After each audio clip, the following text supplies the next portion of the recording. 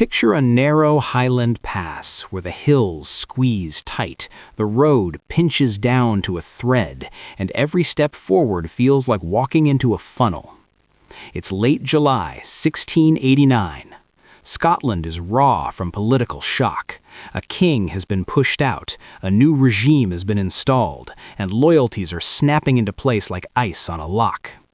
Only months earlier, the Glorious Revolution toppled James VII of Scotland, James VIII of England, and replaced him with William and Mary. On paper, it's a constitutional settlement. On the ground, it's a question with teeth. Who do you obey?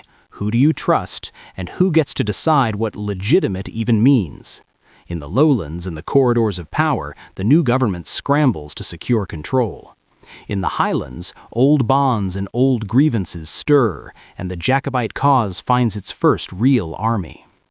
That army gathers around John Graham of Claverhouse, Viscount Dundee, later romanticized as Bonnie Dundee. He's charismatic, ruthless, and fast. He knows the Highlands are not won by proclamations, but by clans, by personal networks, by turning momentum into recruits before the government can choke the uprising in its cradle. The government response comes in the form of Major General Hugh Mackay, a professional soldier with a larger force and better equipment. Mackay's job is simple: march north, break the rebellion, and prove the new regime can hold Scotland. But the Highlands don't hand out fair fights. They hand out steep slopes, tight roads, and weathered ground that punishes the army that arrives second. On 27 July, Mackay's column approaches the Pass of Killiecrankie near the River Garry. It's a spectacular place, and that's the problem. The pass is not a broad battlefield where numbers can spread out and doctrine can breathe. It's a gorge-like corridor, river below, wooded slopes above, limited space to deploy, limited room to retreat. A marching column here is stretched and vulnerable, and every bend in the road is a chance to be hit before you've even formed a proper line. And Dundee is already there. The Jacobites, fewer in number but positioned with intent, hold the high ground. From the slopes they can see the government troops emerging from the choke point, can read the shape of their deployment, can choose when and where the fight becomes inevitable. Mackay recognizes the danger immediately. He halts, he tries to deploy as best he can in cramped terrain, and he faces his men uphill toward an enemy he cannot easily reach. Now the battle is poised in a terrible stillness.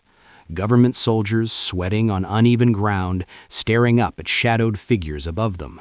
Jacobites waiting, conserving strength, refusing to rush. And Dundee has one weapon more decisive than musket or sword: time. Dundee understands the problem of the day. He's outnumbered. If he attacks too early, in bright light, Mackay's musketry will have its best chance to do what it's built to do: throw controlled volleys into a target you can see, reload, and repeat until the enemy breaks apart. So Dundee does something that feels almost cruel in its patience. He waits. Afternoon slides toward evening. The sun dips. The pass darkens. Shadows climb the slopes. The longer the Jacobites hold back, the more uneasy Mackay's line becomes, because musket warfare depends on visibility and coordination. Officers need to be seen, commands need to be heard, targets need to be clear, and in failing light, with ground that breaks your sight lines and smoke that hangs in the air, those advantages begin to rot. Mackay does what a disciplined commander should do. He draws his men into a thin line to maximize firepower, trying to cover the approach and present as much musket front as possible. It's a sensible choice, but it carries a hidden cost. A thin line can throw fire, yes, but it is also easier to punch through if the enemy reaches you before you can reload. Then, near sunset, Dundee finally gives the order. What happens next is one of the most feared shock tactics in British and Irish warfare: the Highland Charge. It isn't mindless running. It's a sequence designed to collapse the musket cycle. The Jacobites surge downhill with speed amplified by gravity, the slope turning bodies into a living avalanche.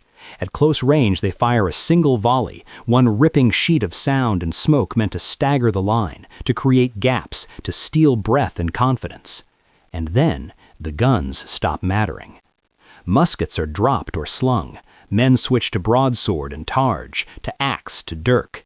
The charge becomes a sprint into the teeth of the government line, and it hits with a psychological weight that's hard to exaggerate. The sight of men rushing down on you in the dusk, the thudding feet, the wild shouting, the sudden certainty that the next 30 seconds are going to be hand to hand. Mackay's left fights hard. Some units get off multiple volleys and cut down attackers in swaths. The Highlanders take brutal losses on the approach. But in other parts of the line, especially where terrain and darkness disrupt coordination, some government troops fire too high, fire too soon, or fail to fire at all before the charge is among them. And there's another problem: bayonets. This is the era of the plug bayonet, jammed into the muzzle of the musket. Once it's fixed, the musket can't be fired. That means soldiers delay using it, trying to squeeze off another shot first. The Highland Charge punishes that hesitation. The enemy arrives before the bayonet precision is clean, catching men half in the act of reloading, half in the act of bracing for impact. The collision is violent and fast. Steel flashes in low light. Lines kink and fold. A thin musket front becomes a series of isolated fights. Once a few sections buckle, panic spreads sideways like fire along dry grass. And then, the government line breaks. In minutes, order turns into flight. Men stumble back toward the river, toward the narrow road, toward any gap that looks like survival. In terrain like Killiecrankie, retreat isn't a controlled movement. It's a collapse into the same choke point you marched through, now clogged with fear. The Jacobites are victorious, stunningly, decisively, but the cost of the charge is paid in blood on the slope. The aftermath is as grim as the battle is sudden. Government casualties are catastrophic: killed, wounded, missing, while Jacobite losses, though lower in total, are still heavy, especially among those who took the worst musket volleys on the way down. The paradox of the Highland Charge is right there on the ground. It wins quickly, but it spends lives to buy that speed. And then comes the moment that turns Killiecrankie into one of history's cool jokes.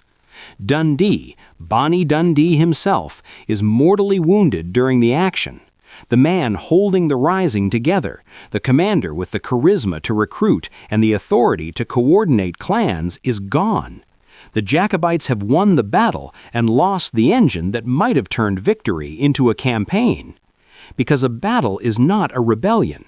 A rebellion needs supply, discipline, and a plan for what happens after the cheering stops. Even in victory, the Jacobites face immediate problems. Highland armies are not built like government armies. Many men have come out for a season, for honor, for obligation, for local loyalty, not for a long, grinding campaign. After the rout, pursuit is messy, and looting of baggage and equipment pulls attention away from chasing down survivors. That matters because every government soldier who escapes is a future rally point, a future witness, a future reinforcement. Mackay, battered but not annihilated, manages to gather what remains and withdraw. The government can replace men, summon resources, harden positions.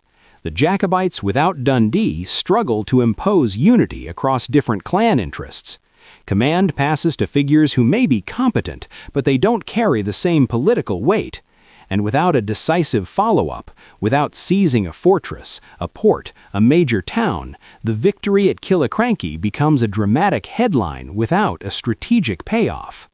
This is why Killiecrankie feels like a prequel to darker Highland stories, including Glencoe. It reveals the government fear at the root of later harshness, not just fear of rebellion, but fear of a kind of warfare that makes order feel fragile. In a narrow pass, the best-equipped army can be made to look helpless. In fading light, doctrine can be undone by terrain and timing, and a single shock tactic can shatter what seems, on paper, superior. Yet Killiecrankie also exposes the Jacobite weakness. Brilliance in the moment is not the same as a sustainable war effort. The Highland Charge is a hammer blow, but a hammer needs an arm that can keep swinging. Dundee's death robs the Rising of direction just when it needs to capitalize. So the battle becomes a story with two endings. One ending is immediate. A smaller army wins, spectacularly, by choosing the ground, choosing the hour, and striking like a storm off the hills. The other ending is delayed. The rebellion falters, because a victory that cannot be used is only half a victory. And that is the haunting legacy of Killiecrankie.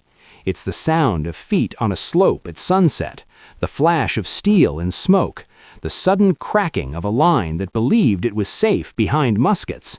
It's the Highlands proving once again that geography is a weapon.